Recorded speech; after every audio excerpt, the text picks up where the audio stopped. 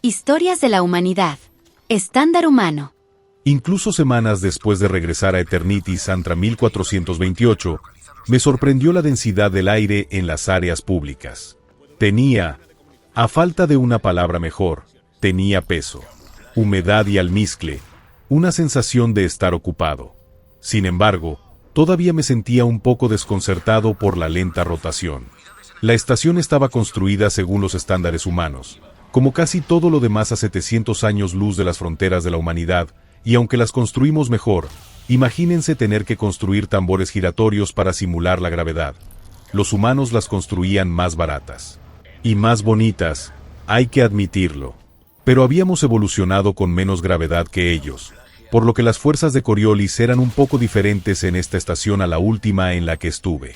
Caminé a paso rápido por el pasillo central, el corredor arterial que conectaba todo en este nivel, por el que pasaban los diversos hoteles, restaurantes y oficinas de la estación.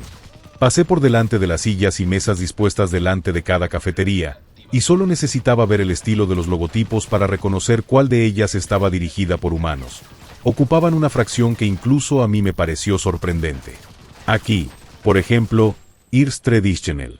Incluso si no fuera por el nombre, solo por la forma en que la fuente parecía algo impreso en un libro de siglos atrás, a pesar de cambiar y evolucionar tanto en el holograma sobre la fachada como en la tela de las barreras exteriores, eso fue suficiente para saber qué especie era la dueña de este establecimiento. Casualmente, Irs también era el lugar donde me encontraría con mi sobrina. Según nuestros estándares, seguía siendo bajita. Supongo que un poco más bajita que un humano promedio. Y a pesar de moverse con lo que alguna vez podría haber llamado gracia, los prejuicios que adquirí de los de tu especie hicieron que inmediatamente la vi tambaleándose torpemente sobre sus 3 piernas delgadas.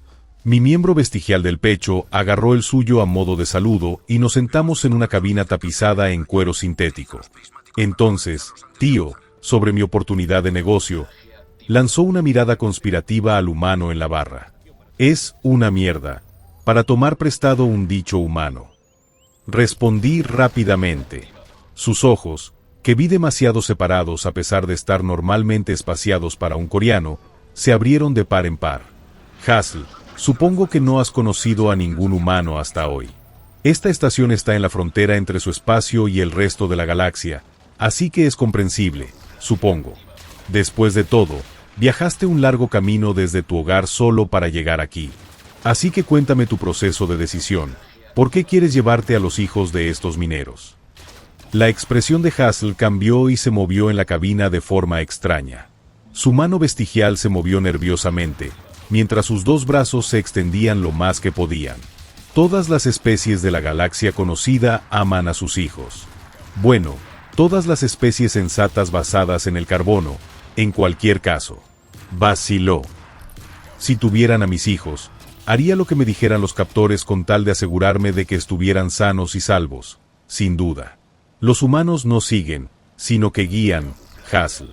No protegen a los suyos haciendo lo más racional y lógico. Protegen a sus descendientes engañándose a sí mismos creyendo que pueden hacer lo imposible para protegerlos, y luego usan eso como motivación para hacer lo imposible. Metí la mano debajo de la mesa y busqué el interruptor de privacidad. Cortinas holográficas de distorsión de luz brillaban a ambos lados de la cabina mientras débiles campos de fuerza electrostáticos mezclaban el sonido. Saqué mi dispositivo portátil, que, contrariamente a lo convencional, era en realidad un terminal manual ligeramente modificado, construido por humanos, porque, por supuesto, lo era, y lo dejé sobre la mesa empapada de cerveza y ligeramente pegajosa que había entre nosotros, y encendí el proyector. Un artículo de noticias apareció sobre nosotros mientras una imagen en 3D de un hombre humano que sujetaba a un niño brillaba a su lado. Ella resopló con desdén. Hipérbole. Estuve allí, respondí. Era la verdad. El nombre del tipo era Alfie. Había ocurrido un horrible giro de los acontecimientos en uno de los cilindros giratorios que orbitaban un planeta y un edificio de apartamentos se incendió. En el proceso, un niño quedó dentro. He visto acorazados caer de la guerra orbital para aplastar ciudades y he visto a jóvenes amantes acunar los restos destrozados de sus parejas, pero nada se compara con ver a una madre llegar corriendo a casa del trabajo y encontrar su apartamento en llamas con un niño dentro. Su llanto. Y Alfie ni siquiera la conocía. Muchas razones para empatizar, sin duda, pero este hombre corrió hacia un edificio en llamas completamente desprotegido, atravesó las llamas y el humo para encontrar al niño, luego lo protegió de los escombros que caían con su propio cuerpo. Para un niño con el que no tenía ninguna relación. La opinión generalizada era que la humanidad era la especie que más la había pasado mal en el espacio. Un mundo natal con una gravedad casi demasiado alta para entrar en órbita, una especie que sobrevivió a los cuellos de botella evolutivos en torno a la erupción de un supervolcán y al ir y venir de las eras glaciales, y que compartía un planeta con criaturas venenosas y patógenos. Y no me hagan hablar de Australia. Sospecho que eso explica el vínculo inusualmente fuerte de la humanidad con sus hijos. Pero creo que fue ese día el que transmutó mi admiración por la humanidad en verdadero respeto. Diría en reverencia incluso. Es normal, ¿sabes? Cada día, decenas de historias como esa se propagan por sus redes y transmisiones, al menos. ¿Y sabes qué más? Son imparables.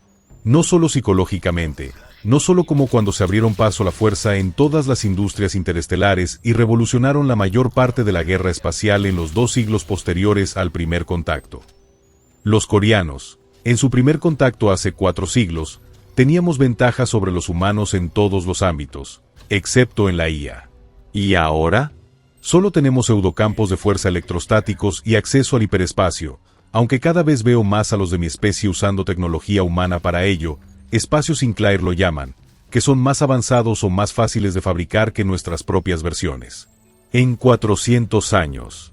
Y ahora, con la guerra, incluso esas brechas se estaban estrechando. Incluso entonces, a menudo me pregunto si hay algo en sus motores Alcubierre que los hace superiores en el hiperespacio y que simplemente no sabemos. Por eso quería secuestrar a los niños humanos. Los mineros que trabajaban para Buchanan Industries, una empresa que superaba incluso a las corporaciones más competitivas de nuestra especie, habían estado incursionando constantemente en mundos que la empresa familiar había reclamado oficialmente y de manera extraoficial. En su cabeza, serían una buena moneda de cambio. Quiero decir, simplemente no se detienen. Busqué otro artículo, más antiguo, histórico, en el que un padre vio cómo su hijo era atropellado por un vehículo terrestre, y en una especie de torbellino hormonal, consiguió levantar el vehículo de encima. 1 tonelada, tonelada y media de un automóvil japonés barato no significaba nada para un ser humano cuando un niño estaba en peligro. Después busqué más artículos, y más. ¿Qué les pasa a estos simios?, preguntó. Y no se trata de un caso a pequeña escala. En el siglo XXI, unas niñas de un país del que nadie había oído hablar fueron secuestradas por terroristas religiosos y convertidas a la fuerza a su fe. Eso dio inicio a un movimiento mundial en las redes sociales que finalmente recuperó a las niñas. Y, bueno, ¿has visto lo último de la guerra entre humanos y grises? No. Los Loti son viejos. Hace 64 millones de órbitas, los Loti habían sido una potencia subgaláctica menor. Luego, en medio de su guerra con algo que creemos eran sus precursores, los primeros pueblos, los aplastaron como moscas. Hace un par de siglos regresaron a esta zona del espacio. Como usted sabe, estimada sobrina, los Loti consideraban que varios mundos ahora habitados eran su territorio. Especialmente algunos que tenían los primeros pueblos. Como la Tierra. ¿Y qué tan contagiosas son sus ideas humanas?, se pregunta. Lo suficientemente contagiosas como para que, aunque a nuestros ojos los Loti no parezcan grises, los sigamos llamando los grises, como a todos los demás. Dele a alguien o algo un apodo y en una semana todos en la galaxia civilizada, desde diplomáticos hasta científicos y prostitutas, lo estén usando. Siempre estará de moda. La vanguardia de los Loti se dirigía hacia el Sol, el sistema natal de los humanos, y justo cuando descendían a la fase sublumínica, ¡zas!, todo el sistema se desvaneció en una explosión de energía que acabó con todas las naves estelares Loti que no quedaron atrapadas en la vorágine del espacio-tiempo deformado. No entiendo. No creo haber visto nunca a mi sobrina tan horrorizada y confundida. Los humanos encontraron y usaron una reliquia de los primeros pueblos que nunca habían probado, que no entendían y que apenas podían alimentar, para destruir su propio sistema estelar natal solo para prohibirles a los grises la satisfacción de conquistarlo. Desde entonces, la humanidad ha estado a la vanguardia de una manera importante. lo cual en sí mismo es una locura. Nuestro momento histórico de mayor orgullo como especie fue cuando recuperamos el mundo natal de los agresores hasta ya hace 10.000 años. Nunca hubiéramos aniquilado un sistema estelar entero para privar al enemigo del placer. La humanidad tiene un dicho para eso: cortar la nariz para fastidiar la cara. Hice una pausa por un momento. ¿Y lo que es peor? Ha habido una competencia amistosa entre las distintas facciones humanas para darle a sus naves de guerra los nombres más ridículos e insultantes, solo para degradar aún más a los Loti que destruyen en batalla tras batalla, a pesar de una gran brecha en la tecnología. Creo que la mejor que he oído se llama HMS Lie Back Think of England. O tal vez HMS Giving You a Radi Good Talking To. Es muy humano, ¿no? Destruyen sistemáticamente cada ataque, y luego defensa, que montas en una guerra y ni siquiera te hacen la decencia de asegurarte de que la nave que te mata tenga un nombre serio. Están locos. No, querida sobrina, sacudí la cabeza, una de sus pequeñas muestras de lenguaje corporal que se ha filtrado a la galaxia. Somos unos locos. Egoístas. Se preocupan tanto por niños que ni siquiera son suyos que, si haces esto, te matarán. Tienen tolerancia cero con la gente que va tras los niños. Créeme. ¿Quieres saber la lección, niña? Mientras cambiaba la pantalla a un último holograma, ella asintió con seriedad. La última imagen era la de un ser humano practicando artes marciales. Era uno de los pocos videos que me había parecido lo bastante importante como para guardarlo para mis viajes. Era la forma en que se movía. El hombre fluía como el agua, mientras pateaba, golpeaba y hacía tropezar a sus oponentes. No te metas con los humanos, dije. Hay muchas cosas que me asustan. No me asustan. Me inquietan. Hay muchas cosas que me inquietan sobre su especie. Pero creo que, ignorando su gracia natural nacida de la evolución en alta gravedad y la fuerza que conlleva, lo que más me preocupa de ellos es su insistencia infalible. Insisten en que siglos, no milenios, de progreso tecnológico pueden ser duplicados por sus científicos en décadas.